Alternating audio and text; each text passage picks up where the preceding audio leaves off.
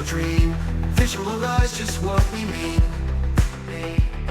Innovation shaping our fate. Together we celebrate.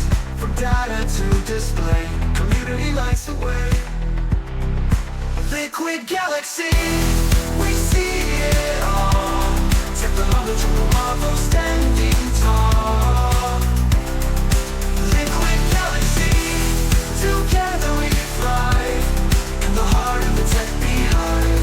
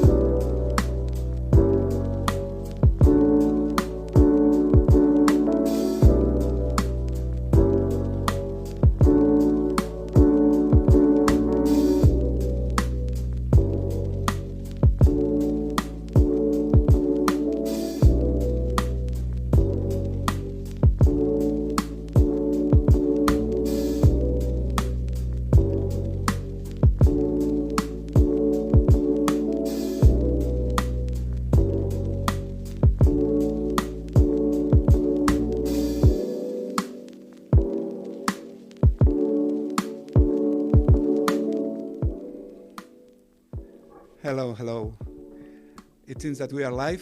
Finally, we have some problems because we are today doing this streaming live from the Liquid Galaxy Lab in Lleida, headquarters of the Liquid Galaxy project. So hello, that's my camera, I think. Thank you. I am on my camera. And we have students from the laboratories there, and also we have our colleagues from South Korea, South Korea. Lower the volume. Victor, hello.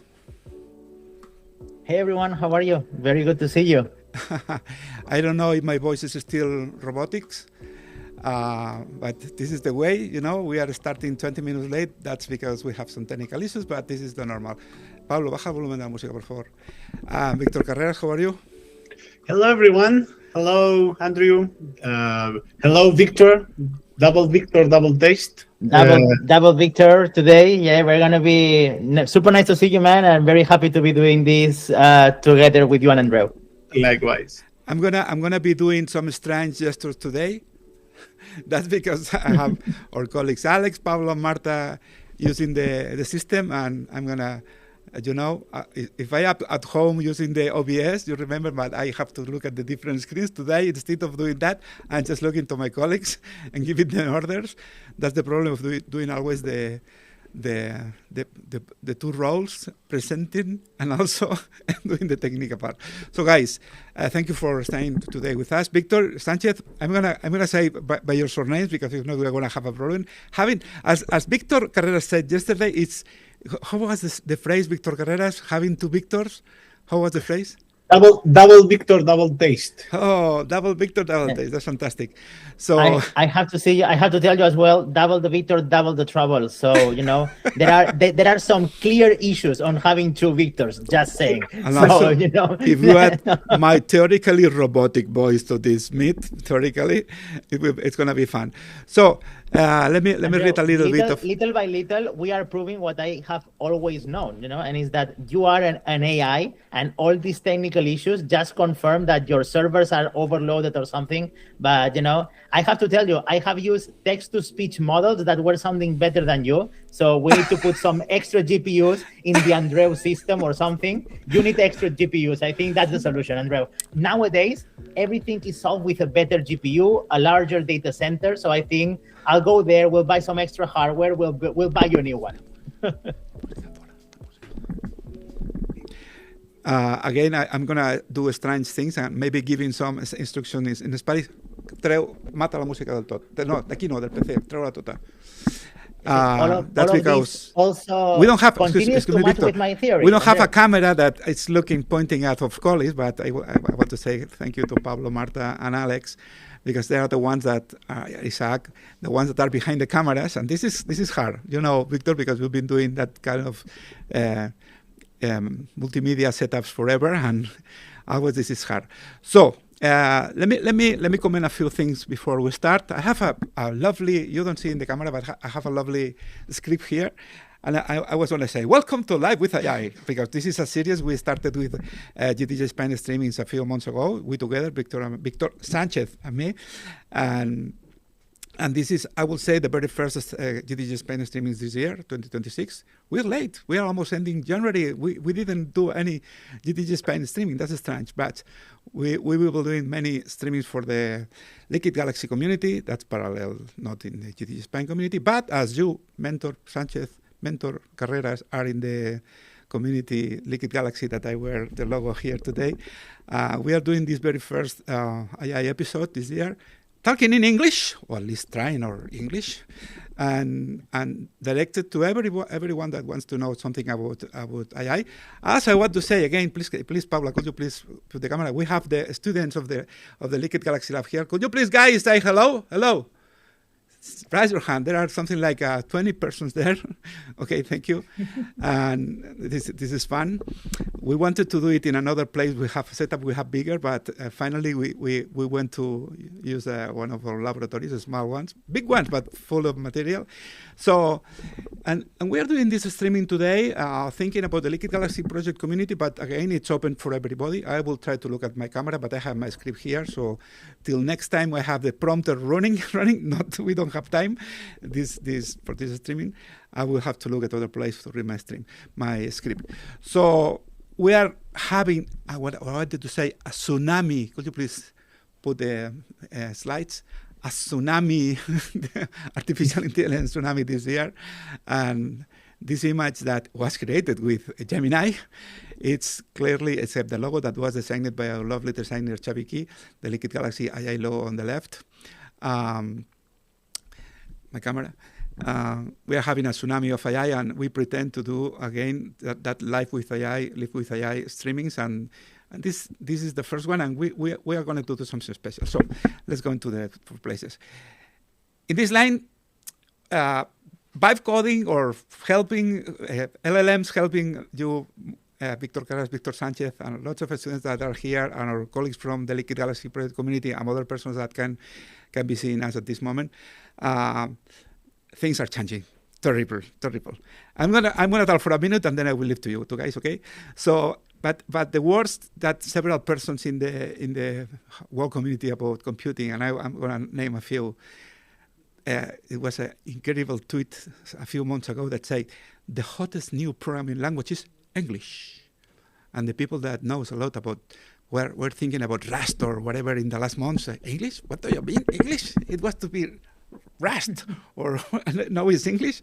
Yes. And Andrew Karpathy, that is Eureka Labs now, and it was AI director of Tesla, not bad, a few million cars in the street, and also co-founder of the OpenAI team, and also has an impressive PhD from Stanford. Every guy that comes from Stanford with a PhD has to have a large knowledge. If they say these kind of phrases, you have to listen. And recent announcements from Google with the Antigravity platform, and Anthropic with his Claude. What is the phrase, the name? I am Claude Pilot, Victor Sanchez. People is saying that they are Claude Pilot. Is that the word? Pile? Sorry, Claude? Cloud Pile? Something like addicted to cloud. There is a new, you know? Oh, a cloud file, right? They are like a cinephile, right? But no, it's kind of crazy, right? There is, I think, a new type of addiction, right? And we can talk about that as well. But I think some of these agents are really, really good at becoming addictive. And that has a positive and a negative that it's one of the things that I want to mention today among many other ideas. But yeah, definitely there are some very well addicted people to this new type of conversation, to this new type of work. And I will comment on that as well, because, I have been putting an obsessive amount of hours lately on understanding how they work and obsessive amount.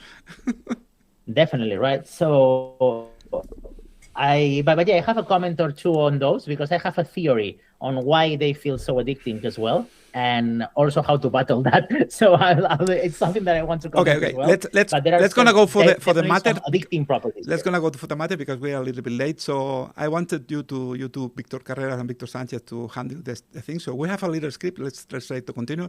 So Victor Sanchez, what is the agenda for today? What we are gonna do today? What is the agenda for today's show?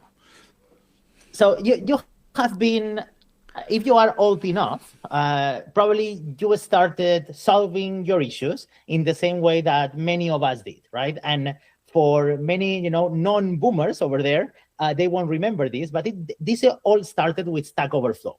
And a Stack Overflow for the young among us, well, right now a Stack Overflow is totally dying. A Stack Overflow was like the Reddit for programmers, There is more or less the same amount of trolls and egotistical persons in there. So it's, I think, a good comparison, of having a Stack Overflow as the Reddit for programmers. And to be honest, right, a Stack Overflow was how many of us got knowledge and how many of us got validation as well over the years. In fact, I used to live in a world where how many questions have you answered in a Stack Overflow actually mattered. Exactly. And your profile in a Stack Overflow actually mattered in job interviews. So for many years, right, you have been asking, and programmers and coders, right, and software engineers, and I'm going to make a distinction later between programmers, coders, and software engineers, but everyone that had anything to do with code knew what the Stack Overflow was and asked questions. And then people that could be an expert, and this conditional is very important because you never know who is answering you in Stack Overflow. And yes, you had karma and you have better reputation answers than others, right? But the reality is that usually, right, you would get an answer and that answer could be what you were looking for. So long story short, we have been doing that for quite a bit. And after that, we decided to start, instead of asking Stack Overflow, we started asking these new personas that live in our computer, Gemini, ChatGPT, Claude, etc. However, today I'm going to be showing you a slightly different way of doing this. And is forget about asking these fully autonomous minds questions. Let's orchestrate them to do work for us. So what I'm going to be presenting is a 6-stage agent steps, let's say, that won't kind of answer questions. They will be writing most of the code, if not all of the code, for us. However, we're going to do that with an engineering mindset. We're going to do that with a skeptical mindset in mind. And I'm going to show you a little bit of that skepticism idea inside of code. We're going to have a code reviewer. And if you are, willing enough and patient enough, I promise that I will finish this stream with a game show, actually. And an agent is going to be asking me questions, game show style. So yeah, we are going to be doing quite a few things in this This stream. is going to be a live the demo. Most important thing, Victor this is going to be a live workshop. demo. So till now we have correct. troubles, and we hope your part is going right. But doing a live demo always is a it's a right. I like fire. What I can tell you, I like Exactly, pain. that's It's the one I have learned it over the years. Okay. I like pain. Okay, let me comment before we go to Victor Carreras. He has a question for you or for us. I want to say a special hello. I want to send a special hello to our Indian contributors, because this year we have plenty of Indian contributors. Most of the latest years.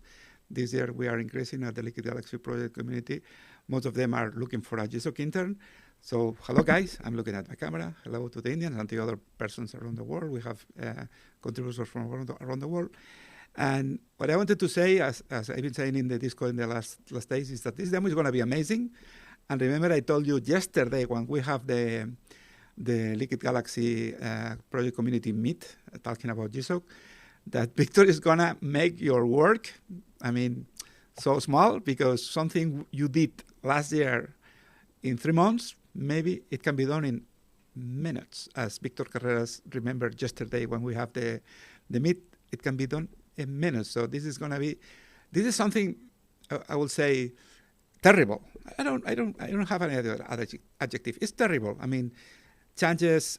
Let me also say another question for the guys that are looking at their phones instead of the screen here in the labs. We have something like 5 programmers now in the laboratories, people that is studying for developing code, and all of them have a ChatGPT window permanently open next to their code BS or whatever ID he or she has. A few of them also use Claude, and also some uses Gemini. I was happy. Victor Carreras, what do you say? What I want to say is that's something that I also have to fight, because, I mean, we have 2 different challenges. The first one is to use AI properly. I mean, because we have seen, with plastic knife killing people,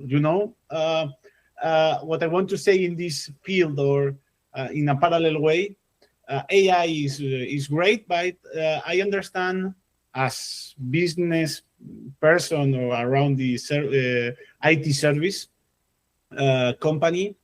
I mean, we have to be sure the way that the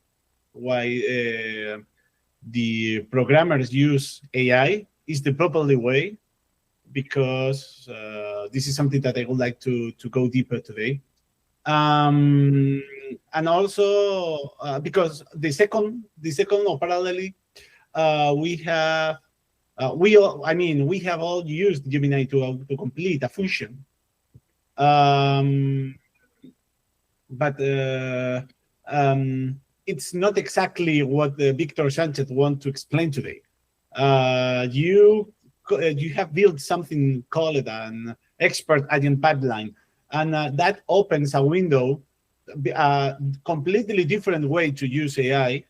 Also, Victor Sanchez, I hope to see, a masterpiece of use of AI today. And what is it? And how is the difference from So let me try to explain very quickly, right? So basically, what has been wrongly called vibe coding, right, has been this kind of inexpert or not familiar people that has very little knowledge to no knowledge on how applications from web to mobile to any type of app or any type of software vehicle, let's call it, have been saying this kind of vibe coding. I have no idea of what is underneath, right? So I'm going to prompt these AIs to generate code for me, code that by nature of who is prompting them don't understand at all the code that is being generated and cannot interact with the code that is being generated other than by testing that code themselves, right? And realizing that something is broken and then prompt and prompt again. So the issue when this happens, right, whenever an inexperienced individual is quoting or prompting and asking for code to these agents, what is going to happen is that the agents will reflect that inexperience in a way. So what I have created is a number of agents, and you were saying, Victor, I expect to see a masterful, show of AI. I actually want to show you the opposite. I want to show you a relatively mediocre use of AI on my side. But what I want to prove today is that with a proper set of agents and a proper set of skills, you require way less knowledge, and you still require some knowledge. And these agents are going to force you to get some of that knowledge as part of this process. But what we're trying to do is prove 2 theories here. Theory number 1, that in order to code with agents today, right, to do what I call, AI engineering instead of vibe coding, to do AI engineering, you still need to be an engineer. However, what I'm going to try to prove is that you don't have to be a 25, 35-year-old fart like me in order to get pretty good results if you are using these agents properly. So what I have created is this agent pipeline, and it's basically one agent that is able to access a number of different skills, and I'm going to mention about skills when I go into the code later on. But basically, these agents are going to follow a process that I designed for them, and that I designed not for myself. I designed for the students of the Liquid Galaxy project. And my idea here is I'm going to create these supporting agents that will make sure of 2 things. They're going to give you a lot of superpowers. They're going to give you knowledge that when you start for the first time looking at the Liquid Galaxy, they know some things that you don't. However, these agents are a little bit poisoned, I'm sorry to say, for these students, because these agents won't let you advance, and we're going to test that. They won't let you advance unless you show some expertise on the liquid galaxy, and unless you show that you are understanding what you are doing when you are testing these agents. And we're going to see that, yes, you are going to get code out of this process, but also you're going to get questions out of these agents, and you need to prove both things, that you can be trusted with these agents, but also that you are understanding what you are doing. But the idea here is, can an engineer younger with less experience than me and the proper pipeline do better or do faster than they would usually do? And most importantly, can we still teach them core engineering principles despite using these tools in order to do that? And the reason why I created this is because I was asked, a few months ago to create, hey, Victor, would be nice to have like a web starter kit so people can understand how a web application in the Liquid Galaxy looks like, right? And in a matter of an afternoon, I made what I believe is a really good LG web starter kit. And of course, I maybe wrote 20 to 30 lines out of that. I wrote 20 to 30 lines, and there is probably 1,000 lines on that project.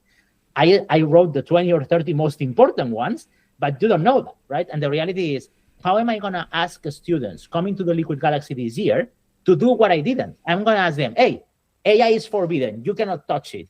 It's not realistic. That's not how the industry works. So if they are going to use AI, I'm going to teach you how I use it. I'm going to teach you why it's important to still having those core engineering principles, and what's the difference between asking for work from these AIs with and without knowledge. And you will see that the results vary even with the help of these agents. So that's a very quick summary of this process. Welcome back, Carreras. Are you still there? Yeah. Okay. So Victor Sanchez, those latest phrases from you are perfect, because Liquid Galaxy is, I would say, a complex system, distributed system with sometimes many different computers. So usually the ones that we have here at the Liquid Galaxy Lab in the Scientific Park of Lleida are smaller, with 5 or 7 screens. But we have remember that when I do the presentations for GSOC, some points of the world we have some with 100 screens. And also, still old ones, 100 computers running them. So those are totally crazy systems. So it's a difficult, I will say, it's a complex system, a Liquid Galaxy. And then I have 2 questions for you, Sanchez. So you say, because also in the meet yesterday, we have the opportunity of talking with the students about this, and they say, come tomorrow to the meet, because Victor Carreras and Victor Sanchez's presentation is going to be amazing. Two things. One thing is that the AI will not solve it directly. You have trained before those agents in the knowledge of what the Liquid Galaxy is. It's not as just going to the cloud and say, make me an application. It's not as easy. And also, totally clear from your side, this will be not a real engineering thing. You have to have knowledge about what are you doing. You have to have knowledge about understanding the code, because at some point you have to still maintain, modify, or whatever the code. Maybe at some point the AI in their midterm future will do everything by itself, but not now. So the question will be, how does AI know how to handle seeing and the physics without hallucinating? I mean, how do you train, or how you do train the agents you say you're going to show us? So I don't know if you remember how you learned or how you teach any of the young students and any of the young people that you have, Andrea, at your lab. Victor, I know that you have many engineers on your team as well, right? But the reality is that, how do you avoid, because, raise your hand if you have ever asked to a junior engineer to go make a task and they come back and they completely miss the point. When they come back and they completely miss the point, that junior engineer that you just hired, whose fault was it? Was it yours, or was it on that young engineer that didn't know better?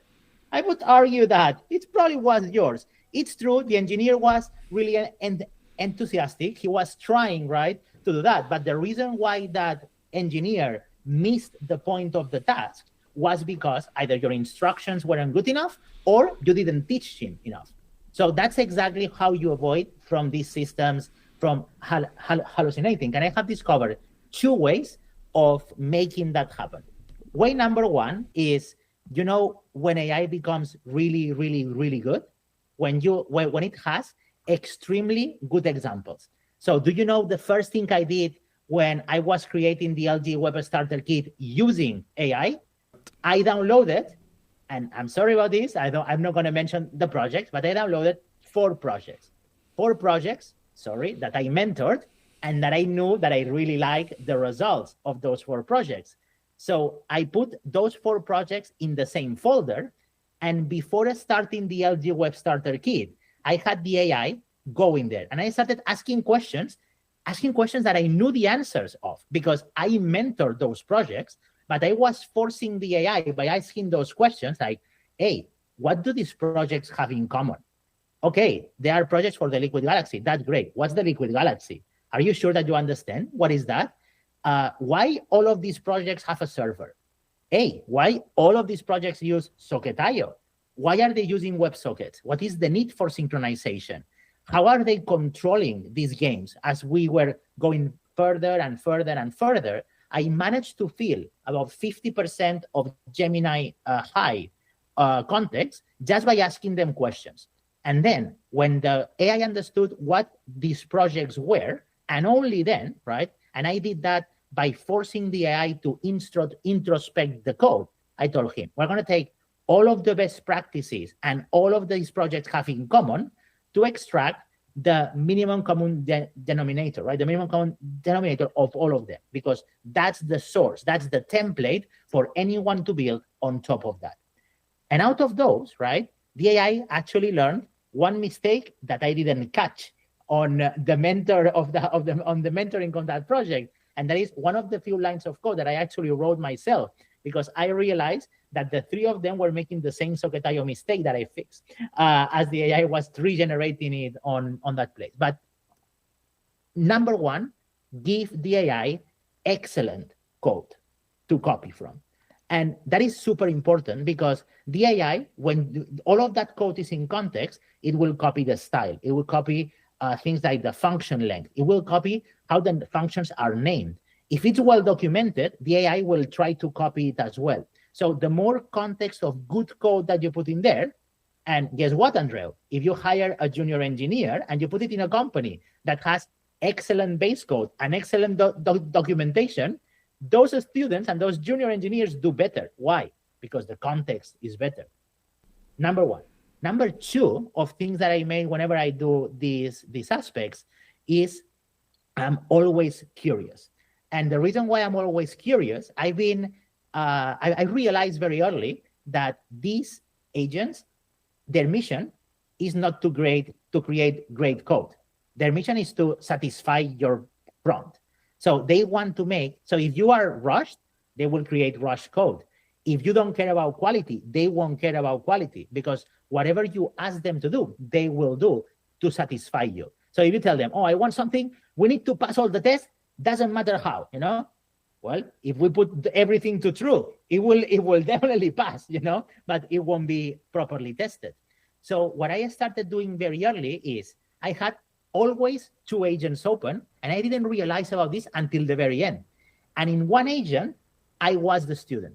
I was making a project. On the other one, I was, I'm sorry, un profesor muy cabrón. A very, very, very picky, to say very, very, very, a very, very picky teacher or a very picky mentor. And what I was doing is I was constantly asking, hey, we are going to bust this guy, okay? This guy is using AI, he's trying not to learn, he's doing bad code, and you and I, we're going to catch him. So because now the mission of that second agent becomes being skeptical, becomes being picky. And because he's trying to satisfy me, he's going to go out of their way in sometimes to the point of lying to me, trying to find defects into that code. So obviously, right, that very pleasant agent that want to pass the test no matter what, because you need to pass this exam. And the other one that is picky, that is, strict to the point of being dishonest, the combination of those 2 opposing forces, both of them are trying to please me, but they are trying to please two different personas. So I have called that the skeptical mentor. And the skeptical mentor mission is to refuse what you are doing and try to question that code constantly. Víctor Carreras. Yeah, I have a question about this. Do you think the agents or the difference between models and is completely, I mean, it is really important to, in order what you are saying, or this match with any different kind of model or for that we can use just to, because I mean, probably in Liquid Galaxy, we will see completely different students or contributors thinking in what is the best. Should I pay Gemini Pro the latest, or should I pay Anthropic? So I think all of these agents suffer from the same, I'm going to call it a defect, but I understand why they have been created that way, because generating an agent that doesn't do what you ask him is, one, probably very stupid, and second, very silly, right? And could be even dangerous depending on where these models go. So I believe this bias towards making you happy is a defect, right? And again, I use the word defect very carefully here, but this bias towards being helpful that I interpret in the case of very specific, right? Generating code, I sometimes find it dangerous, right? Because it could generate bad code that satisfies you instead of good code, right? Because right now you have the immediate need of something to work versus having the need of creating a project that is maintainable, that is repeatable, that is understandable, that is readable. And all of those things could very easily conflict, right, with your needs, with your immediate needs when you are prompting. So it is really important to, there are ways to combat that. But answering your question, I believe every model is slightly different. And there are some models, and I don't want to pick favorites today. I'm going to be very careful on not doing that. But what I have seen is it doesn't matter which one. Every model that I have tried has that same flaw. And it's a flaw because of how they were designed to answer your questions and to be useful. In fact, all of their system prompts usually start, you are a useful agent, or you are an agent, your mission is to be useful. You know, they start with that piece on that. And sometimes being useful and being right, being useful and doing the right thing are different things. So you need to be very careful on how do you ask this agent to be useful, because if you are okay tricking yourself, they will be happy to trick you.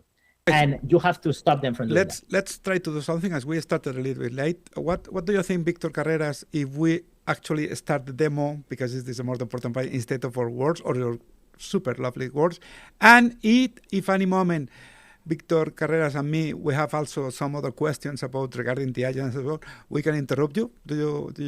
Are you agree with this? Absolutely. Please. Okay. Please do interrupt me. Let's play. Okay. Let's play a little. Because this is the important thing. Show me your code. Show me the way. So actually, my colleague Paula has bring you to the main screen. We have on the left your LG Web Starter Kit, and on the right you two are. I am still there. My image is not shown. No problem. I have not to be, but you listen to me. So Victor Sanchez, it's up to you, and Victor Carreras and me will interrupt you with the other questions if we feel. So the demo has to go. So let's have a very bad idea. Okay, let's start with a very bad idea, and is let's not look at the code. Let's only look at this folder. Okay. This folder is the agents folder. Is the .agent is a standard in many of these AIs, but most importantly today, it is a standard where Antigravity, which is the IDE that I'm going to be using to talk with Gemini and give you this example, is actually at. And in here, you will see that there are there could be 3 folders. I am only using 2 today, skills and workflows, but there could be a third one that is called rules.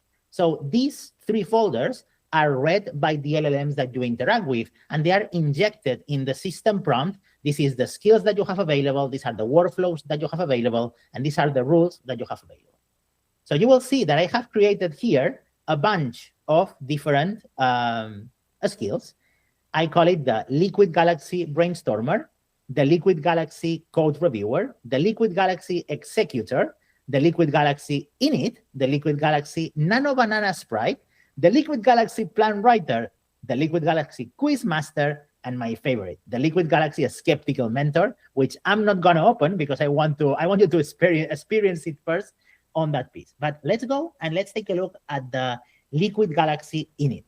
In this case, this is the first part of the piece. So each one of these folders that have the name on the skill, they have a standard inside, which is an MD file, and this MD file has different properties. So as you will see, you have the Liquid Galaxy project in it, that's the name, and this is the description of this piece. Help students bootstrap a new Liquid Galaxy project by forking the starter kit, this project, and configuring a standard parameters, 2D, 3D, screens, and orientation. Use this skill when students start a new project based on the LG Web Starter Kit. This is the first step in the six-stage pipeline: init, brainstorming, planning, executing, reviewing, and the final quiz. And this is important, right? I am giving him an instruction here, a very important instruction that this is repeated everywhere, and it's the prominent guardrail. The skeptical mentor, and here, I'm giving them where it is in the case of my on my development spiel, but here it has the LG skeptical mentor skill, so it will know how to find it. It's active at all times. If you rush, skip explanations, or fail to demonstrate understanding, the mentor will intervene. So here there are a bunch of phases, and a bunch of explanations, like the structural scaffolding of the project, the dependency and directory check, the configuration and environment, some very important variables like the numbers of screens. And look at this, this is, I'm telling him, right, usually the screens are actually in portrait mode, not landscape. So there are a bunch of things. There are best practices and reminders. There are execution scripts. But as I said, today, we're going to be responsible. And the responsible thing is to go and try this. So I have cloned a clean copy of the LG Web Starter Kit, and I have opened Antigravity. So I'm going to use, for now, we're going to still look at the code a little. So I'm going to use Antigravity here, and let me know, Andreu, if the size is okay. I'm going to put it a little bit bigger here. Yes, I want, Victor, you to say 30 seconds what Antigravity is, because not everybody knows what Antigravity is.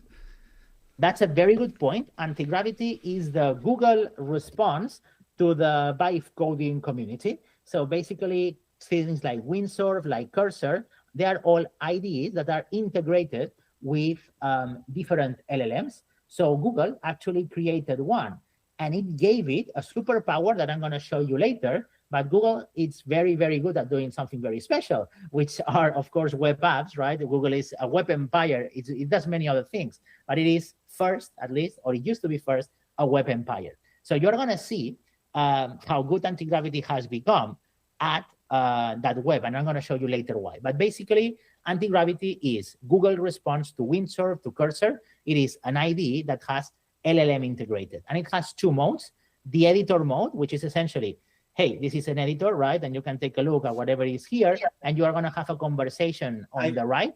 I want to add a point here, because Please. I have talked previously in other events. This is CodeOS base, because it looks like Visual Studio Code, but Visual Studio Code is not open source, just to clarify this. Visual Studio Code is not open source. The open source layer is CodeOS, and CodeOS is exactly what we are seeing, and this is why we see some products with VS Code visual or styles, but with some differences. Just to clarify this, because I always love to say and to remind, when you are downloading Visual Studio Code, you always see in the center of the screen, open source project. No, Visual Studio Code has a an open source project. Yep. Victor Carreras, also I know you have some work to away, so thank you for coming today. Thank you so much for inviting me, and it's a pleasure always, and we will continue doing that kind of things for the community. Thanks so much. Thank you. Take care. Bye. Have a good one, man. See you later. Cheers. So in here, we have the anti-gravity experience, as I was mentioning before, Andreu. Andreu? Yes, I am. Oh, sorry. Good. I lost your audio for a second there. I wanted to make sure that still everyone was hearing me. You are not So alone. basically, right, this is the next generation ID, right, as I was mentioning before. And as very well Victor recognized. Oh, hello, Andrea. Yes, I am here. No, Sorry, it's no. it keeps telling me that you are dropped from the talk. I see you drop and then you come back. So that's why I'm asking, but I see you back right now and I can hear you. So you will see, a little bit of how these parallel agents work and how you can interact directly with that piece. But at the core, right, is an ID that is based on, as very well Victor Carreras mentioned, in CodeOS. So without further ado, Andrea, let's start playing with this a little bit, all right? So I'm gonna tell Gemini, and by the way, I don't know about you, but my fingers hurt today. It's very cold in Seoul, so I'm not gonna do any of that. I'm gonna just use the microphone. Hey, Gemini, I am a student of the Liquid project, and I want to create a new project. I hear that this can help me somehow, and I'm gonna just record my voice. Demo time. Demo time. Okay, defining the objective. Look at that. You see what happened? It says thought for 1 second, and then immediately after, look at that. It analyzed an skill MD, and if I open the skill MD, look at which one it used. It looked at Liquid Galaxy init because it knows that whenever a student says, I want to make a new project, I have to use the Liquid Galaxy init. So it thought for 1 second, then it did git status because the skill tell him you have to help the student making sure that the directory is a Git repository. Check if they have fork or just clone and help the student, right? So it actually looked into the repo. So I'm gonna close the code again because today we are not looking at code. That's so 2025, Andrea, and we are in 2026. All right, so let's take a look at what it's saying here. Welcome, I'm Antigravity, your AI programmer. I'm thrilled to help you kick off your new Liquid Galaxy project. Awesome. The Liquid Galaxy is a unique 360-degree immersive environment, and we have a professional 6-stage pilot to take your idea from a hello world to a high-quality finished product. Great, we need help, right, Andrea? So this is what we're going to do. We need a plan, execute, review, quiz finale. Awesome. Before we get any code, we need to gather some requirements to prepare your workspace. Interactive requirement gathering, phase 1. Okay, so it's asking us a few questions that I'm going to start answering. So project identity, right? What is the name of your project and a brief description? Okay, so we're going to call this LG Snake. And the LG Snake is going to be a multiplayer Liquid Galaxy project with neon 2D snakes. Let's do 2D, neon 2D snakes, front style, moving through the screen, gathering several items and growing, unless they collide with the border of the world, or their own snake. I feel I was in Star Trek before you were talking and now you're writing. Oh, it's true, because I want to show you the 1, 2, 3, right? Because it's asking me more than one question. So now I'm going to do question number 2 is, hey, how many screens? I'm going to tell him default 3 screens, but it should be able to scale. So it's asking me a bunch of questions, right? And now Visual Engine, do you want to do Canvas 2D or 3D? I want Canvas 2D today, so we're going to do Canvas 2D. So I'm going to put in all of these, right? So I'm answering, the 3 questions that it's doing. Here, a note on learning. As your mentor, I'll be keeping an eye on your architectural decisions. We follow certain golden rules here, like ensuring that the server is authoritative to make sure the multi-stream experience remains perfectly synced. Looking forward to hearing about your project. Okay, so I'm going to just answer, right, with the LG Snake idea, the default 3, but it should be able to scale, and the Canvas 2D. So let's see what we get out of that second step, if you like. I think this is, by the way, Andrea. Yeah. Sorry. No, I was going to say that it's important to say that the new paradigm of the interaction with the LLM for coding, you just give the LLM a question and then the LLM returns to you a plan but Correct. with the And we're plan gonna see and this some in a questions before to write the plan. To make the plan, the LLM asks you questions. So before, we ask questions to the LLM. Now, the LLM ask for us some doubts the LLM has about some questions, and we answer these questions, and now he's doing, or the machine is doing, the plan. Is that right? Not yet, and you will see Still, why, right? Right now okay. it's still following the skill, but Okay. one of the steps is going to be indeed creating that plan. And in fact, if you remember, I actually have a skill, right, which is essentially an MD file that teach the agent something that is called the plan writer, right? So in the plan writer, we are going to force to use that skill. And you are absolutely right. Instead of the being kind of on our side to be very specific, defining whatever we want this AI to do, the AI is going to try to detect that we were vague, that we didn't provide enough information, and then it's going to try to help us complete the holes on our plan. So look at this, Andrew. That's the point. That was a the very prompting, long answer. The prompting is changing. There is not too much prompting now. It has some planning from us, some planning from the machine, and then the automatic way of the machine of doing this. Continue, please. Absolutely. And so as you see, right, awesome. Your new Liquid Galaxy project LG Snake is now initialized and ready for development. I have exported the project to Canvas 2D, configure it for 3 screens in portrait, and set up a minimal Hello World Snake simulation to get you started. Awesome. What I have done is project identity, defined LG Snake, visual engine, cleaned up the 3D renderer to keep your workspace focused and on the 2D Canvas engine. So right now it has deleted part of the project. Instead of adding things, it has removed part of the project in that page. Be careful. And definitely, right? And it's saying, I have put a neon renderer with snakes. I have created documentation. And this, by the way, I asked him to do this as part of the skill. But look at that. It has created the project overview. So if we go here to docs, there is a new full document. And I'm going to, by the way, accept all, right? I'm going to just review the code, right? But in this case, I'm going to just take it. So look at this. LT project is name review. This is the name. This is the description. Display configuration, via screens, environmental variable, the resolution, portrait by default, the Canvas 2D, Vanilla JS. It has all of these things. And look at this.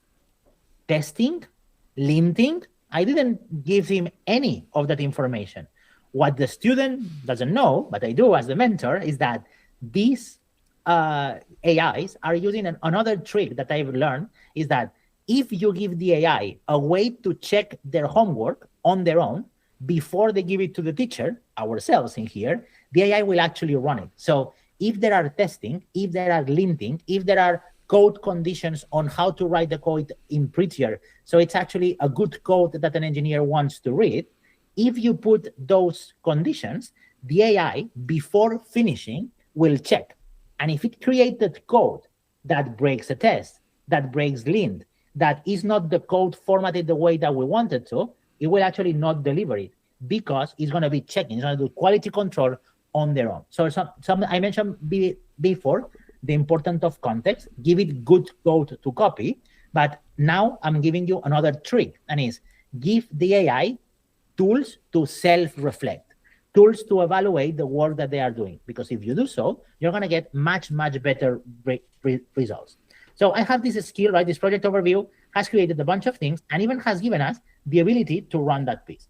So in here, in fact, it's actually teaching me, right? Because I'm a student, how to test your LG rig.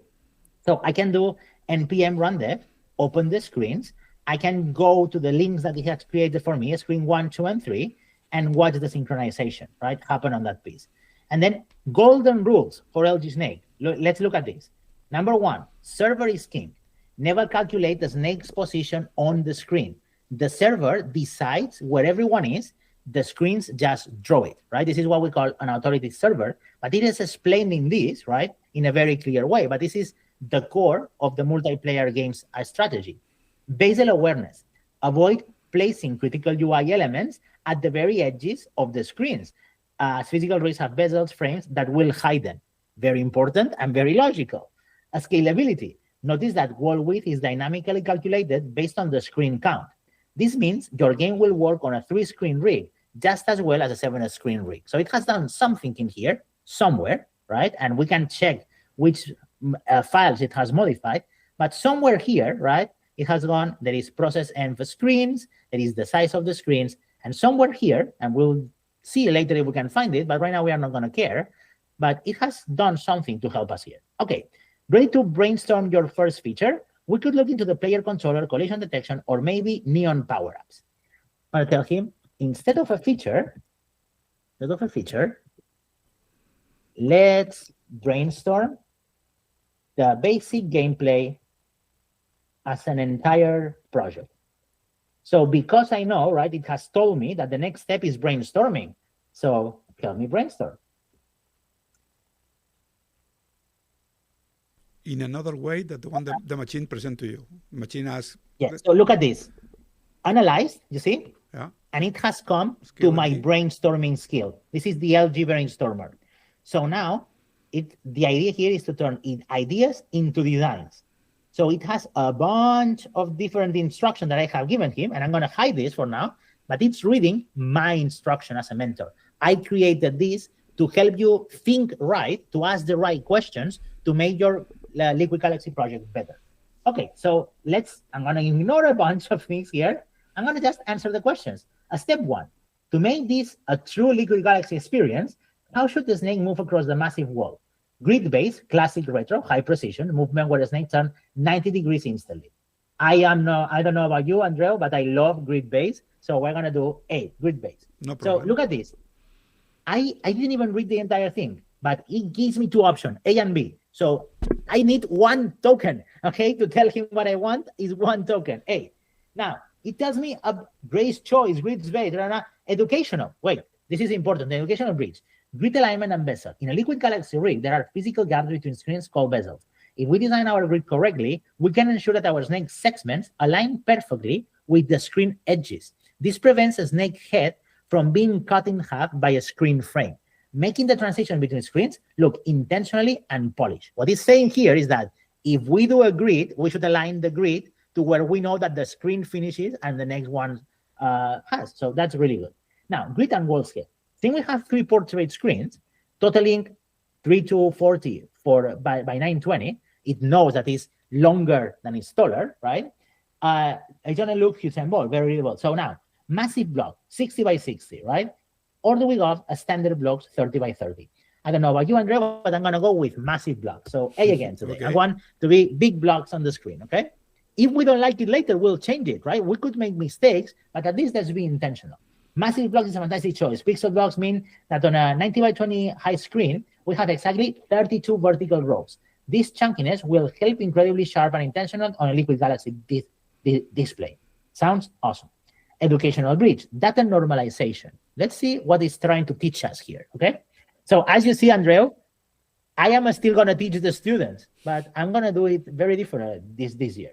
When building a grid-based multiplayer games, we use data normalization. Instead of the server tracking pixel positions like 184 for 532, it tracks grid coordinates like grid x18 and 8. So now it's divided, right? These new coordinates that are 60 by 60, this is an important engineering principle because it makes collision detection, hit texting extremely fast and 100% reliable. The server only has to compare 2 integers to see if a snake hit a piece of food or another player, rather than calculating distances between pixels, which can lead to ghost collision on large screens. Now, Andreu, do you think that this data normalization was on any of my skills? Question for you. I haven't seen it. I'm not sure. Maybe. Let's try it, okay? Okay. Data normalization. You're looking for into your skills about the words and no results. Data normalization. You didn't do. Was the machine that automatically, the machine, the AI automatically make it, ask you for data normalization?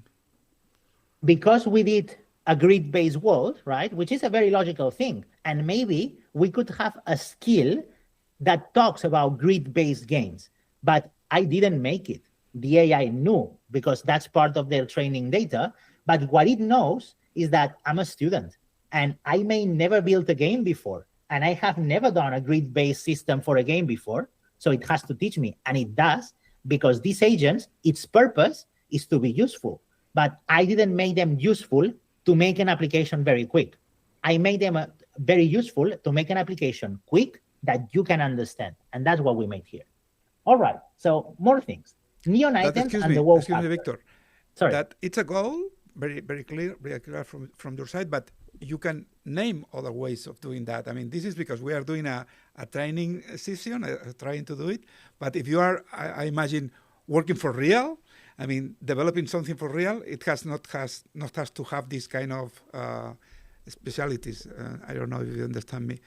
I mean, you do that because we are training the community on using that stuff. But if you are doing that for real, maybe for a GSOC project or because you're working at whatever company, you will not do this in the same way because you don't have, your skills are ready to train the student. I mean, they're trying on this, but maybe if you are producing. So in my case, what my agents, the agents that I use to code my projects, and I'm obviously an engineer with many years of experience, in my case, my educational bot is different.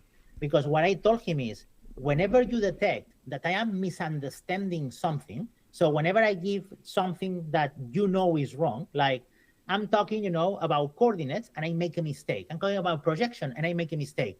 I'm talking about a PostgreSQL command that doesn't exist. So what I have my bot do is, whenever you detect in my prompts that I am contradicting myself, contradicting the documentation, or contradicting the principles of the technology that I'm using, stop me and tell me. So in this case of the student, right, it's assuming that you know very little, because I told him these are students that know very little, and therefore it's going to be telling us this story. When I use it, I still want the agent to teach me something, because my point of using AI, and this is something that it could be different for you, could be different for my neighbor, but for me, I want to create projects faster, but I want to learn faster as I create them as well. So I have my AI also points me to things. Hey, this thing that you say on the prompt, I am not sure that you understand how this weird Postgres command works. So just in case, I'm going to tell you how it works. So I have it, right, different, because I'm not a student, but I still want to learn. Especially I want to learn things where I think I know, but I don't. So I have my own AIs. I have a different skill, right? And that different skill, I call it the Victor Corrector. And the Victor Corrector, its mission is to find things that I think I know, but I didn't. So, you will be impressed, but I find the Victor Corrector once or twice a week, so it works. I learn new stuff when I find it. Sure. But you see the point. I created a different skill for different users. For the students, it's very educational. For me, it only interrupts me if I'm making a wrong assumption. So, but I still use the same concept. Okay, so trail persistence or a screen shake and flash with a mega item. So how would you gathering items affect the visual impact? Trail persistence, as you go longer, your trail starts to pulse away. So I think we have to do trail persistence. Trail. Just leave a trail. You're a snake. Persistence. I'm gonna put adjustable trail, and of course, the snake grows every time we eat something.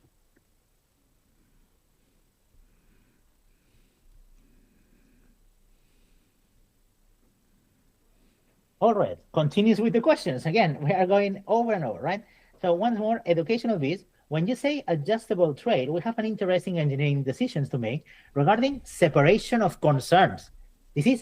Look at this, right? Separation of concerns. That is a very good, right, part of this.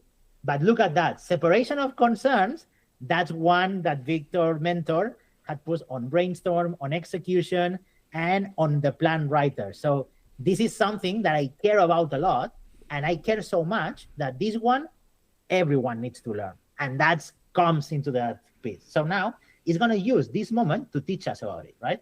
So separation of concerns. We need to decide if the persistence is a logic thing, the server remembers where you were, or a rendering thing. The screen just remembers what it drew. Here are two approaches for the adjustable trail.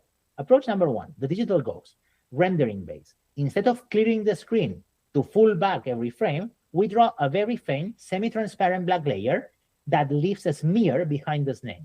Pros, incredible liquid look, virtually zero performance cost. Cons, hard to adjust precisely, it depends on the frame rate. This is really important. Approach two, the tail echo, logic base. The server keeps a small buffer of the snake previous positions.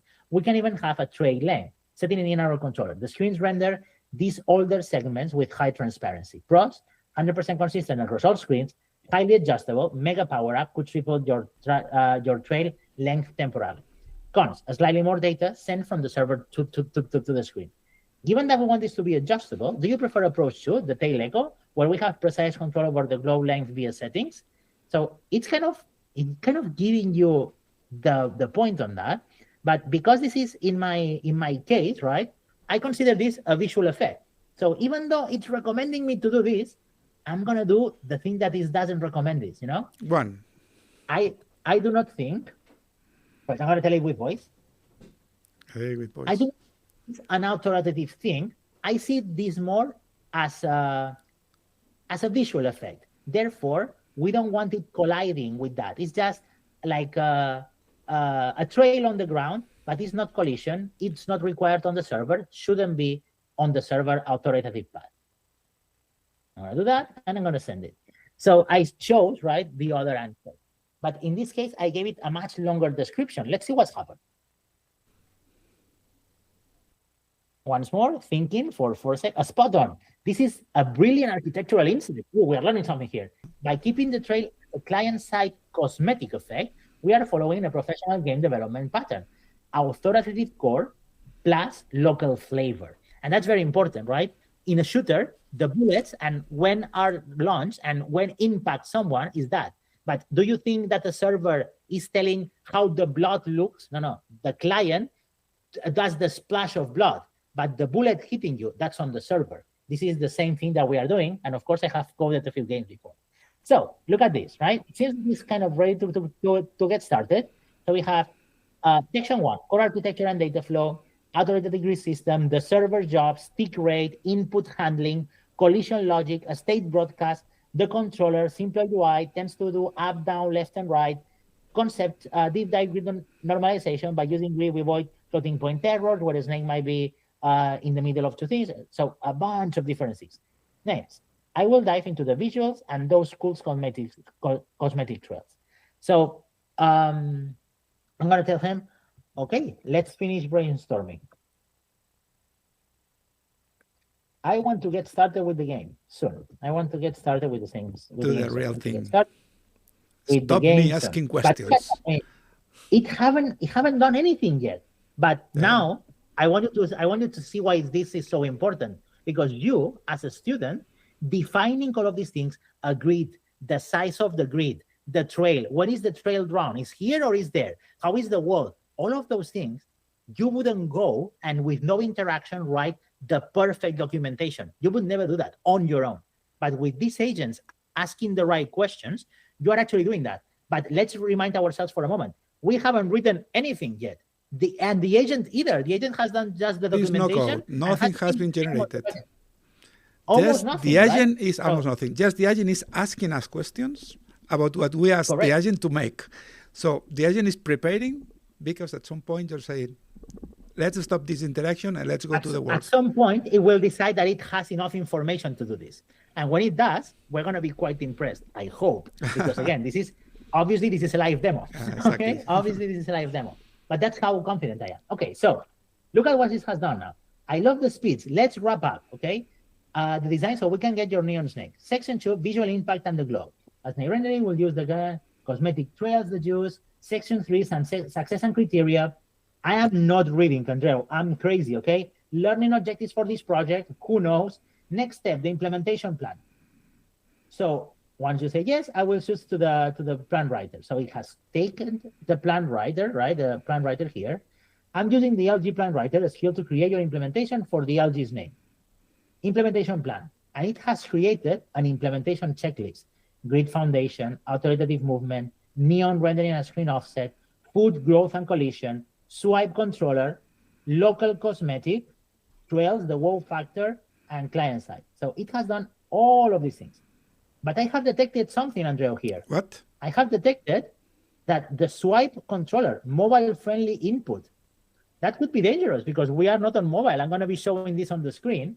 So I'm going to tell him, hey, this is why it's important to still read. Yeah. Task 5, I like the swipe idea, but on this demo, I still want buttons so I can press the arrows in each direction. So I want to change, right, that piece. And everything else, I'm okay. Everything else, I love it.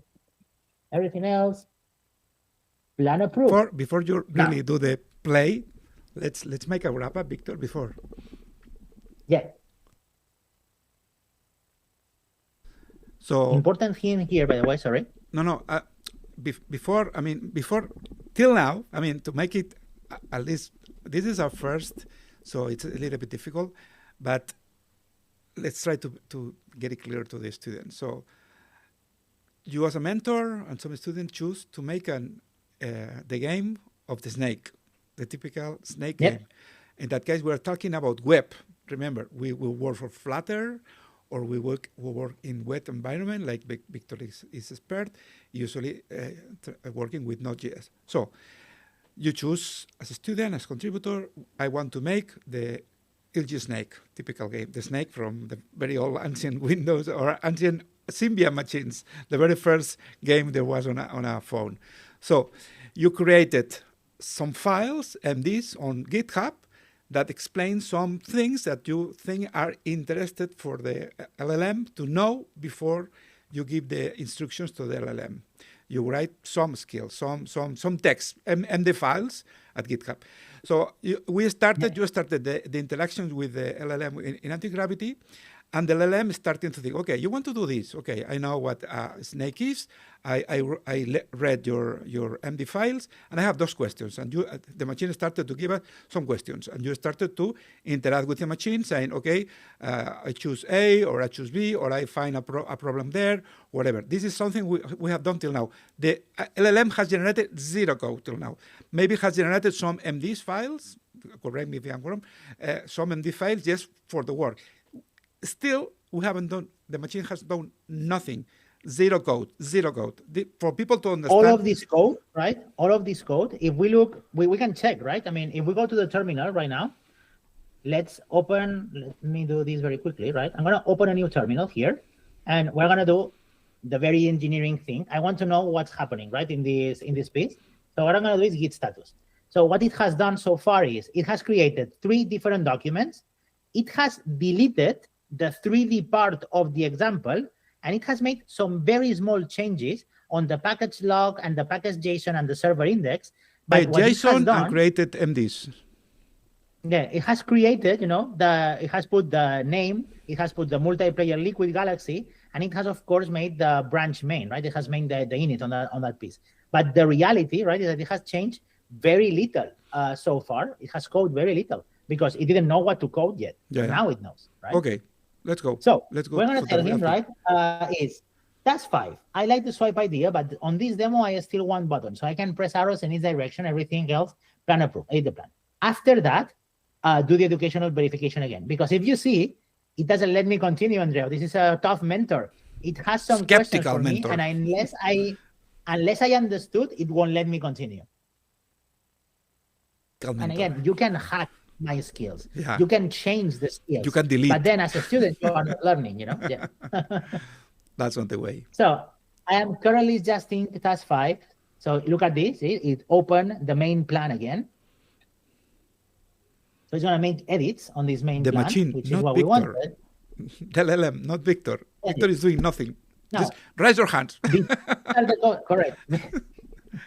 Before we start the coding, that's Grid 1 Foundation. Let's tackle the educational verification. This is a step that I coded, right, on these agents, and it's asking for it. So it's going to ask me 2 questions. Number 1, synchronization logic.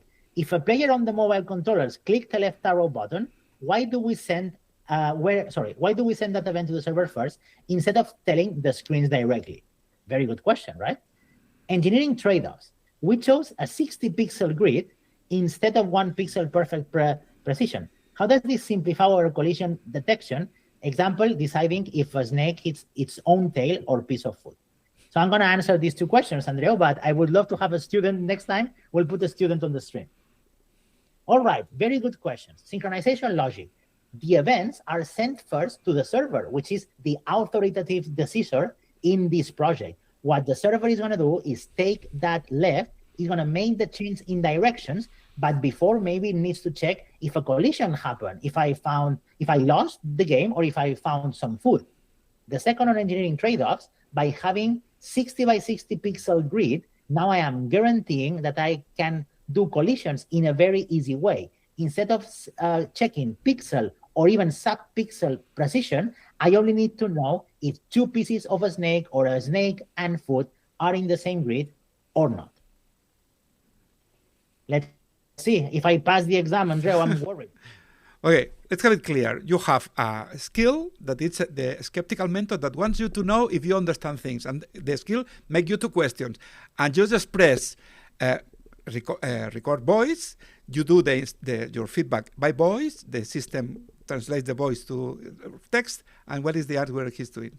Or the machine, he or whatever So now it's happy with me because it's happy with you? I'm using the LG execute. So now it's no longer planning. It's time to code. Oh, really? So we are starting to code, finally. It's on it. It's already, okay? I mean, for It's having doing it clear task to the one, people data that is saying foundation. us, we still have done nothing or not too much. The machine has not done too much, except No. making us questions to have the work that the machine has to do, the LLM has to do, clear. As much clear the machine has to, the idea to do, as much good code or good application you will get back. Yeah, and I'm going to close all of this. In fact, I'm going to go to the Open Manager because in here, we don't see the code, Andrea. We don't care anymore. We are crazy, okay? Actually, going no, Victor, that's a now- very good point. Let's remember words from the manager of Anthropic, Dario, that yesterday at Davos, he remembers us the phrase, the very famous phrase, my engineers that I pay them to write fantastic code since 6 months ago, they don't code anymore. They just talk with Claude. I mean, we are talking with Antigravity, but they don't code. They just ask the machine what the machine has to do, and they review what the machine has done. 6 months, Correct. they don't write any more code. So push the camera of the students. I'm talking to you guys, the ones in the rear in the Liquid Galaxy Lab, a dozen persons here, and also to the students and other persons that we can see from the streaming, that the world is changing and Tsunami AI is here. So learn from Victor. Victor, what's the next step? Okay, so it seems that batch 1 is complete and now has tell us what was built. We established the 60 pixel grid system. The verification logs confirm wall size, perfect. Engineering principles, data normalization by using integer-based grid. Wow factor, the foundation is now set for perfect transitions across the massive 3 to 40 canvas. Ready for batch 2, tags 3, neo-rendering, and food growth and collisions. Yes. And again, Andrew, I've been answering A, B, A, yes, no. Yeah. And the only long things have been the questions of my skeptical mentor. If you don't ask the machine, if you don't have the skill for a skeptical mentor, you don't have any interaction about A, B, C, whatever. So the model because is of my skills, right? Because of these skills that I have generated for our students. If you don't have this kind of educational purpose, because the purpose of my agent is not to make Liquid Galaxy applications. Liquid Galaxy applications are a byproduct. The purpose of this framework is to teach the students. That's the number one purpose. Exactly. Number second, very closely, right? But first, the purpose is to teach. Second, the purpose is to generate good application. But the number one purpose, and this is why, right, is asking, is explaining more, is going and is mentioning things that you would find in engineering books, right? Because it's trying to make me a better engineer when I'm going through it. That's his mission, and that's how I coded this thing, right? Exactly, that's his mission. Once because more, you code this way, the LLM, the skills of in that case in Antigravity, because you did that because you want to train. But again, if you wanted to make your own work, we can tell while the machine and your hands are writing nothing. So you will do it in another way. I mean, you will teach with the agency skills in another way, because it will be real work. But this is for training. And finally, as a subproduct, you say, there will be a Liquid Galaxy application. And I have a question. As a result of teaching our engineers, our student engineers better, as a result of that, we'll get good applications. But the purpose was to teach. So and second, to build applications. There is only one agent running on now? Right now, I only have one agent. We're going to have a second conference at some point to run parallel agents. But Because that's a very agent. important point. You can have several agents running at the same time. That's amazing. So, and also they can. In fact, Andreu, I won't lie to you. Right now, I have 4 agents working in 2 different projects while I'm here. Yeah. So I have there are agents 4 running Victors. on my other project. This Victor and a couple other Victors managing their agents that are doing other projects. What a crazy world we are gonna live. What a crazy world. What a crazy world. So, what is the ready for the finale, Andreu? Ready Apparently, for the finale? It has done the rendering. It has done the physics, verification, and engineering principles. So now it's telling me we are almost there. The last step is to give the player some control. Hybrid multi-snake controller, directional buttons plus swipe input on neon. That's it. Local cosmetics trail, the client-side ghost that stays on the screen. Does the current movement, the speed, move interval 10 feel right to you, or should we make it faster or a final build? I do not know. I haven't seen it yet. I'm going to tell him. I don't know if the speed works for us. I haven't seen it yet. Could you launch the server and take a look? Really? We are going to see the demo finally. I don't know. I'm going to ask because it's asking, and I haven't seen the demo yet. Yeah. So let's see, Actually, the size of the screen, maybe you can increase a bit the size of the text. Oh, yes. Oops, maybe this is too big now.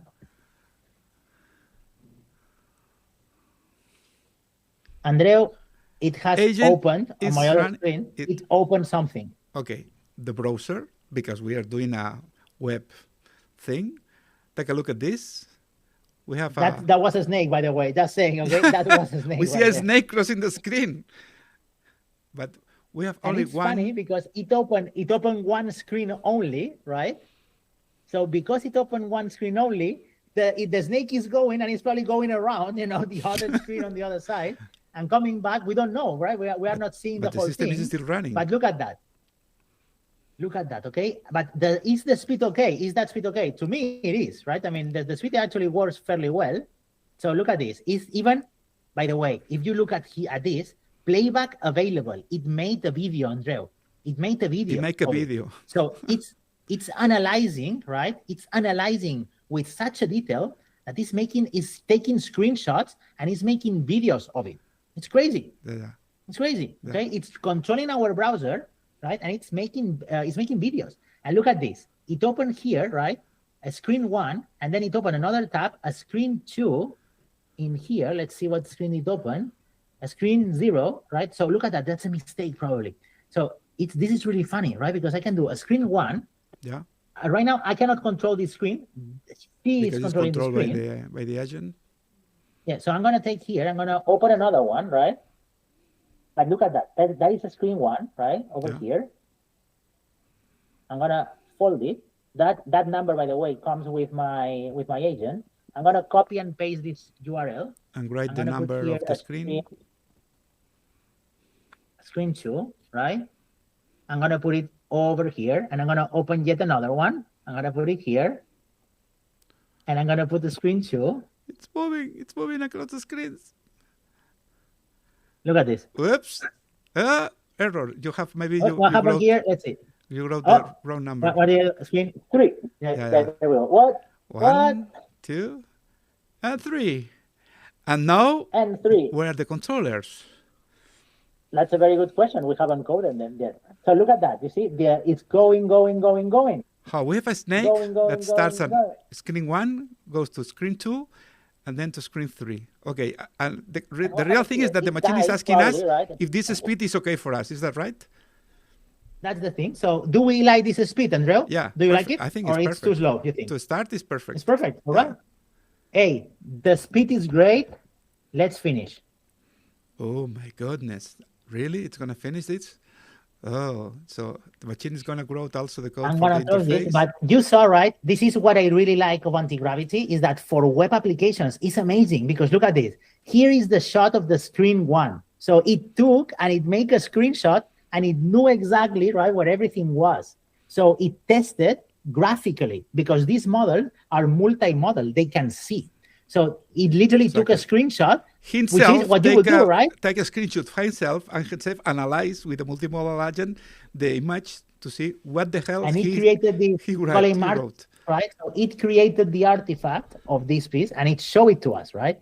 And look at that. It made a video, you see, playback available. So what it did is it made a video, a freaking video out of Chrome, and it saved the video because it was using frame by frame, trying to see if it's moving, so if it's working. So it knows it works because it has seen it work. So the funny thing is that the machine right? writes, the machine paints, and the machine itself analyzes what it has painted. So we have the interface. Really, we have the interface. LG Snake controller. It's right here. We have a controller. That's the fourth screen. I'm going to help him again. Fourth screen. I like the trails. Look at the trails. You have to explain the trails. The trails are pretty I see awesome. some very nice trails. The machine asks us, do you want trails? And we ask, yes. We want these trails. So it is pretty crazy. So I'm gonna start doing this. I'm gonna kind of re-put the 3 screens and everything, because the problem is that it doesn't know how to place them for me to see. It's placing them for the AI to see, right? Okay. But for me to see, I need to help him, right? Yeah, okay. You have to move the screens around. Yeah, so this is number 1. Okay. I'm gonna put this is to be number 2, and I'm gonna put this is gonna be number 3, and I'm gonna take this one. So I'm gonna put the controller over here so we can see everything, okay? Ooh. So look at this. Look at this. 2, really? Move the snake no. down. Move the snake. Move it down. I want to see. Oh, up. Right. Down. Go to the right. Down. Okay. Woo! You did it, man. Oh, I failed. That's a little bit more difficult. No. Okay. You're enlarging the snake. You're good. You have many Symbian phones. You play a lot. It's working. Wow. I don't know, guys, if you understand what you are saying, but this needs an applause to Victor. Applause. No, to Gemini, I mean, that was Gemini, man. But it's kind of insane, right? What we have just done, this shouldn't be possible, but here we are. Victor, here we are. You have to talk to your mic, because your mic is so direct that if you move. So I was saying that here we are, right? By the way, do you see these trails? This kind of trails that he's doing here on the screen. He's not doing them here because they are local. So look at this. I need to update the 3, and now you see because they are local. Make a refresh and it started to have the Correct, because we want it on every screen, right? So look at this. I'm gonna put this a little bit smaller over here. Victor, right? That's crazy. Let's gonna go back yesterday when we were talking to the students and said one project usually takes for a contributor 3 months on the summer till now. It takes I said Victor Carrera said 30 minutes. Some other students say other numbers, and I said 3 minutes because you told me. So let's try to make it clear what happens here. I will try to explain, and correct me, please. So you have an idea what you want to do. You want to make an LGS. I'm going to play Snake in the meantime, Andrea, if that's okay. That's okay. That's no problem. You want to make an Liquid Galaxy Node.js base, multi-browser base, one browser in each screen, game. Okay. You train the machine writing some skills in MDs files, telling some things. Even you write a very special skill, something like the skeptical mentor skill, because you want also the machine to train the student. And the machine started to, when you say to the machine, start to do the program, the activity, the machine make you questions. Make you questions like the trails, like other questions. And then you ask briefly, answer A, B, or at some point, you give the machine some other instructions by voice. Instead of writing, you write also at some points. But those things were not the real programming thing. When you finally press do the thing, the machine took, I think, 2 minutes, not 3. Basically. 2 minutes. Less than 2. You make the machine, you train, make a Liquid Galaxy game for Node.js in 2 minutes. Something it took months before. Months. Correct. Is that correct? Correct. It's amazing. That is absolutely correct. And it's crazy. So let's see, right? Because let's talk. We forgot that we were talking with someone here. So look at this. Architecture. The grid-based architecture is perfectly implemented. visuals, the neon rendering, and local cosmetic trails provided exactly the wow factor that we wanted. Factor, because it's Tooling, link pass. It has everything. So now let's see what happens, Andreu, if I open another controller, because we haven't tested that. Another controller. Ooh. We said that we wanted multiplayer. Is this That's multiplayer? right. I haven't seen two players here. So you're gonna use your other Victor agent to play with the other controller. So I'm gonna remove all of this for 1 second here. So I'm gonna open this. I'm gonna open this. I'm gonna close a few things so it's easier to see on my side. Sorry about that. This is organizational only. Sorry. So I'm gonna remove Antigravity from here. I'm gonna remove Antigravity from here, and this is I'm gonna remove the terminal. Everything. Okay. Okay. So now controller, right in here, I have a controller. So what happens if I open another one? Because we wanted multiplayer and we haven't tested it, and it didn't ask me many questions about multiplayer. So maybe it forgot, and we have to help him. So now we have another controller, and look at this. You see? Yeah. It's the same snake, Andreu. It's the same. So this is not yet multiplayer. Yeah. So hey, let's go. Let's go. The same instructions. And you are asked to the model, hey model, you did it bad. I wanted you to make it multiplayer, so we have one last thing here. Before you quiz me, we are building a multiplayer game. Every time we create a new controller, a new snake with a different color should appear, and collisions should be not only for snakes and borders, but also between snakes. And by the way, I want to pick the color of my snake in the controller. Oh, good. Okay, you're going to change from the green one to whatever color. He will make a picker color. I want to change it, right? Okay. But we have to change the code. I want to change it. Of course. He knows the code, or it knows the code. I don't know how to name those things without gender or what. So look at this. Them. It is a new feature, Andreu. So what it does?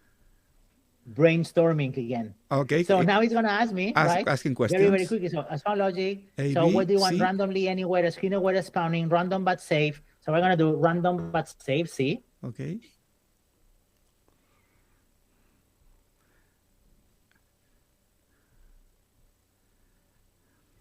Expansion plan, Andreu, look at this. It's creating new tasks. Okay. And now I'm going to tell you, okay, implement. But look at this. Before implementing, we cannot implement, Andreu. Multiplayer scoping. Why is it important for the server to use Socket.io when handling the change direction event? What would happen if we edited the player one for every single socket? Concurrency in a liquid data set with 3 screens. If 2 players on the opposite screen hit each other, right, that the server ensure both screens see the collision at the exact same time. This is 2 very important questions that he's asking me, and it wouldn't let me, right, continue as we go on that part. So I'm gonna ask the questions. The multiplayer scoping, as you mentioned, is really important. We are using Socket.io and the Socket ID to make sure that we recognize what client, in this case, which controller is sending that information. Regarding concurrency, the server is broadcasting essentially to every single screen the same information, guaranteeing that the controller changes that we made are being seen in all screens at the same time. With this said, go with the implementation. So I answer correctly, hopefully, both questions. And if by answering correctly both questions, it will continue. But or maybe have you seen this? Making new questions. I wanted to do this intentionally, right? Because the moment that you ask something new, it doesn't go off the script. It goes back to my script. And my script is brainstorming, planning, verification that you understand what you're asking, and then executing. Okay. Another question. Yes. No, it's generating, validate, working, it's doing the code. Yeah, it's on it. So also one question was, Victor, I think there is also a way of telling the system, Antigravity or other systems like this, that we are not going to ask you a question. No, we are not going to answer your question. Just do it yourself. So something like you say, no questions, and then the machines does ask you any question, and the machine does it as by itself what the machine wants. Is that right? And that you can even do, right? Because if you think at no point in time has Antigravity asked me to approve any of these changes, right? If you remember, at no point in time he has asked me, and this is because if you see in here, you see this accept all, etc., and these workflows, Exactly. right? When I'm on these workflows, there are a configuration in Antigravity that I can ask for permission to make all of these changes, right? Or go what is called on that dangerous mode, you have it. Go yourself. In So stop here. No, stop in this screen because I want to ask you one important question for the people listening us. Victor, you are using Antigravity. That is the code that handles different agents and different LLMs. And in this window you are showing, you're using at this moment Gemini 3 Flash. Is that right? So there are several, right? Through Antigravity has linked to many different models. In this case, those ones you are opening. GPT whatever, Claude Code whatever, and Gemini whatever. My question is, you can select different models. The model you choose is Gemini Flash, 3 Flash, or is doing the intelligence behind the activities we are having today is behind Gemini 3, but you can choose Claude or whatever. And also the other question, Victor, is what a contributor or a person is showing us needs to have and how much it will cost to do that. So Antigravity is free. It's a code. You just go Google, Antigravity, download, and it installs on your computer. Is that right? It's an executable. Correct. It is an executable, right? You download it, and it's an IDE in the same way that you download the Notepad or whatever. Then we are using a model, and are we connected to? In that case, you are connected to your own account. Are you paying for this intelligence AI? Yes. So in this case, I am paying for Gemini, but everything that I did today, I did it with Gemini Flash, which is the fastest possible code that exists today, right? On that piece. It means and that it's the cheaper, and also it has a very generous free plan. So actually, you can use this no problem with the current thing. So right now, Andreu, do you expect? I don't know if you are seeing this. To end the question is, do you expect, before we go to the code, do you think, Victor, that how much money have you spent for real in this demo? If you have spent any, because there is a free tier. Nothing. Nothing. No money. So guys, this camera for the guys. Guys, this cost zero. Zero cost to do that. The show that Victor has shown to you all. Zero. I mean, you just download Antigravity, select your LLM. In that case, Gemini Flash 3 Flash is the fastest, and also have, as Victor says, a very long free tier. Free tier means that you have credits. You can make many questions to the LLM without paying for it. And today's code, this lovely LG Snake, the machine has code for that with the instructions for Victor, has cost zero. This is part also of the tsunami AI wave we have. Zero is so cheap. Explain the thing, Victor, now. So we are seeing, we just died over there. I don't know if you saw, but we are seeing right now the remote in here. I can change my color in real time, right, for my snake. Take a look at this. You can change the color. You just say the machine, I want to choose a color. The machine put you a color picker there. And then we have 4 snakes. And look at that, they are dying. You see, I can kill them now because I can put myself in the middle, and because right now no one is controlling the other players, I can literally kill them. You know, so I can actually. I'm gonna make myself a little bit. Oh, that was almost so close. That was so close. So I'm gonna try to kill. You know, oh no. Oh. If you don't try, so you will achieve it. If you try, you will not. Yeah. So now, right? By the way, I am now using the arrows in my keyboard. I didn't tell him to do that, but they did it anyway. That's very interesting. The machine map automatically the arrows on the user interface in the web to your keyboard. I'm using the arrows right now, Andrea. You didn't tell the machine to do that, but the machine is so intelligent. I wanted to click the arrows, and he did 2 things. He put the arrows on the remote and also give me because I was telling him I'm testing on a computer, he actually did this for me, but I didn't ask. It's crazy. Totally. I'm gonna kill these guys. Okay, I'm gonna try to force them to kill.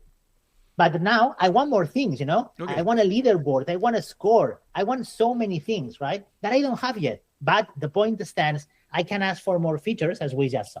Okay. So, Andreu, there is one last thing, and it's which one? Let's see that final piece, and it's LG Snake is now fully realized multiplayer experience. Are you ready to face the Liquid Galaxy Quiz Master and claim your graduation report? Let's explain it. You make a skill. You make a skill, and this skill is going to ask you a question about what happens today. Is that right? Correct. Because you are now teaching. We're going to see. You're teaching the guys, the persons that will use this. You're teaching. You are the skeptical mentor and also a query mentor.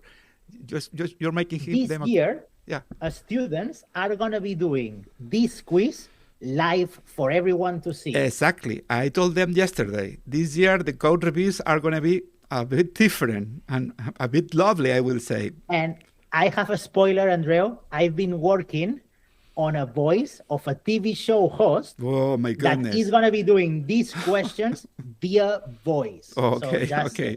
It's going to be pretty. Please don't name just in case copyright takes down the video for copyright claims. Welcome to Who Wants to Be a Liquid Galaxy Engineer? Oh my I am your host, the Quiz Master, and I am absolutely pumped to be here with you tonight. You have taken a blank canvas and turned it into a high-octane, neon-drenched multiplayer arena. I have watched you battle through the path resolution, coordinate scaling, and dynamic spawning logic, and you have come on top. We have 5 high-stake questions standing between you and your Liquid Galaxy graduation report. Let's go. Are you ready to play? Yes. Let's get started. Question one. Okay. So in LG Snake, a player on their phone swipes right. We send that signal to the server, and then the server broadcasts the new positions to all screens. The high stakes question is, if we change the game, it's tricky, careful. If we change the game, so the controller send the new position directly to the screens, skipping the server, why would our Liquid Galaxy experience fall apart? It's a good question. You see, it's asking us the opposite of what he has been teaching us. But in order to see if we understood the concept, now he's asking us the opposite. What happens if you don't do this? I'm going to do my best, Andrea, but I'm nervous, okay? You know the answer. Okay. Right. Sorry. Wait. No. You're interrupting me. I'm already in the middle of an exam. I'm going to say that just do the wrong answer because you two know the right one, but just do the wrong one. You want to put the wrong one? Okay. Yeah, okay. I want to put the wrong one. Yeah. It is because the flux capacitor works only on the server.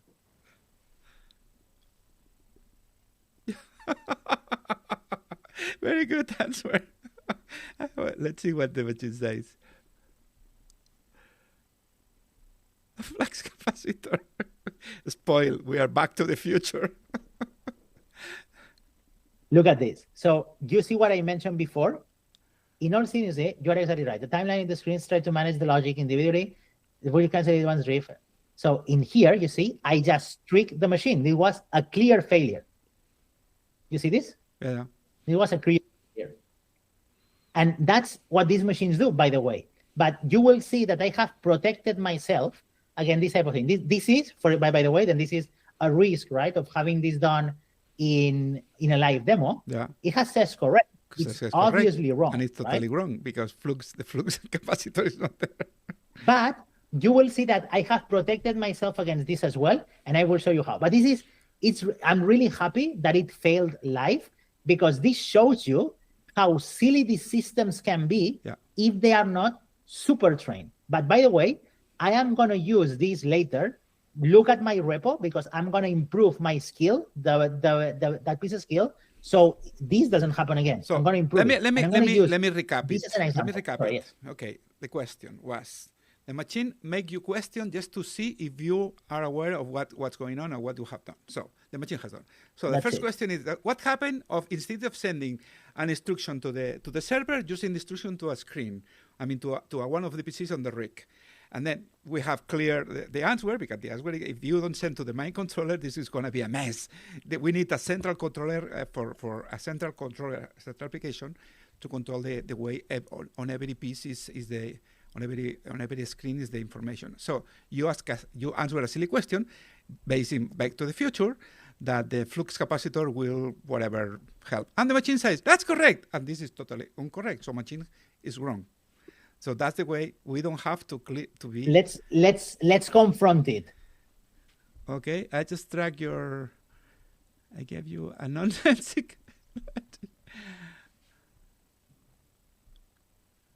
At least now it activated the skeptical mentor. Okay, that's the point. Okay, good. You're absolutely right to call me out. I was so caught up in the TV show Persona that I let a pop culture joke slide instead of holding you to the high engineering standard we have been building toward in a regular galaxy layer environment. There are no flux capacitor, only socket, clusters, latency interval, and atomic state broadcast. No, we have it. The skeptical challenge, you see, a state update. Before we move in further this quiz, I need you to prove that I actually understand the sync. Forget the jokes in plain professional engineering terms. Explain exactly how the state update event ensures that the snake moving at 60 frames per second across different browsers doesn't tear or look like it's in two places at once. I am recording this session as a critical learning checkpoint. Wow. So now you see, it's making, you see? It's a recording. This is another thing that I did, right? And is these mentor sessions are stored in documentation. Okay. And you, the students, are going to have to commit this to the repo, and I'm going to review the conversations that you have. Maybe the contributors that still seeing our video will understand what we said yesterday. This is going to be a tsunami AI year with tsunami changes in the way we do the code. For sure. Amazing. Let's see the other question, and maybe we can start to wrap up. It's almost 12 here. So I don't know what time is here in your place. The state update is really important because it ensures that all screens are seeing this exactly at the same time. It is the server that needs to have the authoritative state, and it ensures that everyone sees the same, and only the logical decisions of dying, getting longer, etc., are decided in one place and broadcast to everyone. So I'm going to stop it and I'm going to send it. So that's obviously a correct answer, right? And it's gonna hopefully recognize it. Maybe not. Maybe the machine has. But I'm going to improve the quiz. This won't happen again. I'm going to improve this later. Okay. So, rock solid. Now, questions 2. So I'm going to go, right? I think maybe, Andrea, to see the finale, we can wait because this is going to take some time to do these questions well. So I think if you are at home, the best thing that you can do is go today to my GitHub, VSV Dev. I'm going to be linking this later in the description of this video as well. So go there, download it, and start playing. Start creating your own systems out of this. That's the most important communication of today. Victor, that's the most important thing. You are sharing with the people your work. Is that right? So what I'm sharing here is not this game. You won't be able to play a snake. I'm so sorry, but this is going to be deleted after today. Of course. Because you're going to have to build it yourself if you want to play it. You are going to share the skills that you develop. The skills that you develop to show the students, contributors, or whoever person in the world how you have to do it. And then they will have to repeat this. And again, you have made very good explanations, but the real thing is that it took 2 to 3 minutes just to make the game. And a few more minutes to change to the options you wanted, to change the colors, to get it multiplayer. To make it multiplayer, took a few extra minutes, what but we not say, many. this is the tsunami year. Tsunami. We have the tsunami of the Liquid Galaxy. You are not seeing it, Victor, but it's on the streaming. A tsunami with the AI and the Liquid Galaxy logo. This is going to be crazy. Oh my goodness, I don't have words. This is crazy. And this has been free, zero cost. Can you show me the students? 1 second on the screen. Sure. Here, students. Okay, so guys, who is going to try this tonight? Okay. I mean, I promise you, I talked a lot, but who is going to try this tonight? Give me a raise of hands. I'm not Would you try this? Yes or no? They are shy. No hands? You're not going to try? 1, 2, 3, 4, 5, 7, 8. There are something like we are 12 persons here, and no one is raising the hand. Maybe they are not understanding, or maybe only a third are programmers, developers. Are they listening though? They're listening to you. They're so sad. Just ask them to raise the hand. So no one is trying. No one is trying. They listen. What? They listen. Nah.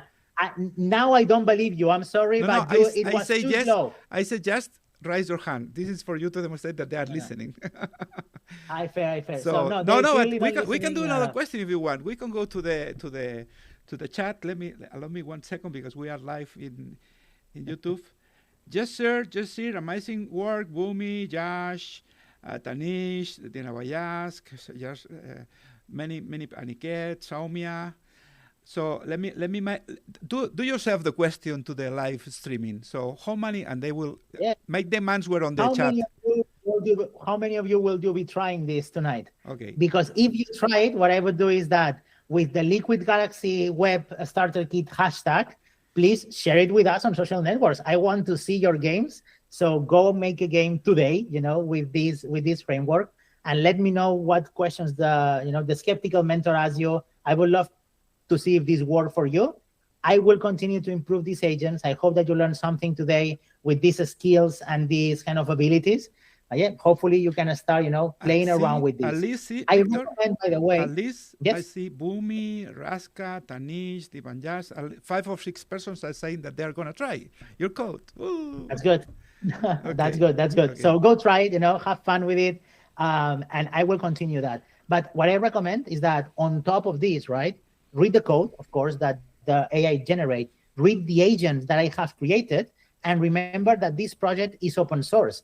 If any of my skills recommend you something silly, come and fix them, do a PR, fix the skills, right? Continue to improve them. If you have further ideas, today I didn't use Nano Banana to create like an apple maybe or something like that, but we could have created something else. There is a lot that can be done with this. With this said, Andreu, I think we went already over our original plan, but I think even though we started late, I wanted to be able... I have to thank you because you are in very late night for you today, and it's been almost 2 hours. 8 p.m. It's fine. Okay, we're good. We're good. Fantastic. So thank you. I think this session has been amazing. Hopefully you liked it. Amazing and spectacular. I said yesterday is with the except of the problems we had. Initial problems, that's complicated, but I believe that finally the streaming has went well, and we see the comments from the other contributors, lovers that are here in the Liquid Galaxy Lab in Lleida, and it's totally been amazing. I don't know if my voice has been robotic. Let me ask you, Tanishka, Boomi, are you listening to me so robotic? Tanish, in the YouTube chat, how is my voice? We are ending now the thing, and just mentor Mikel is just no. Boomi says that my voice is not robotic, Victor. So we have a real ghost today with the voice. What a mystery! What a mystery! I have to say, Mentor Mikel has just arrived. What a mystery! You will have Mikel to see that live demo Mentor Victor has done from South Korea today, because it's been an AI demonstration, totally amazing. So something with the students that the GSOC did in 3 months, with the AI, 3 minutes. 3 minutes. We have a the world has changed a lot. Coming in the world of coding, and it's crazy. So Victor, again, thank you very much for your time. Thank you for being mentor at the Liquid Galaxy project, for training the students. And always, my friend, thank you, and see you soon. Thank you for having me. I hope that everyone had fun. And Victor Sanchez on Twitter. Make sure to send me your projects. Have a good one, everyone. Bye-bye. Thank you. Bye-bye, everyone. See you soon. Bye-bye.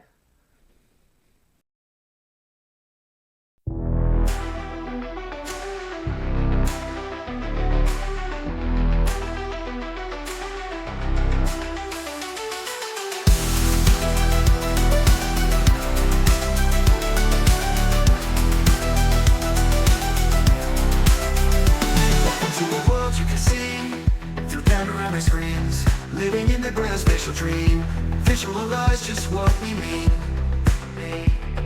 Innovation shaping our fate, together we celebrate. From data to display, community lights the way. Liquid Galaxy, we see it all. Technological marvel standing tall.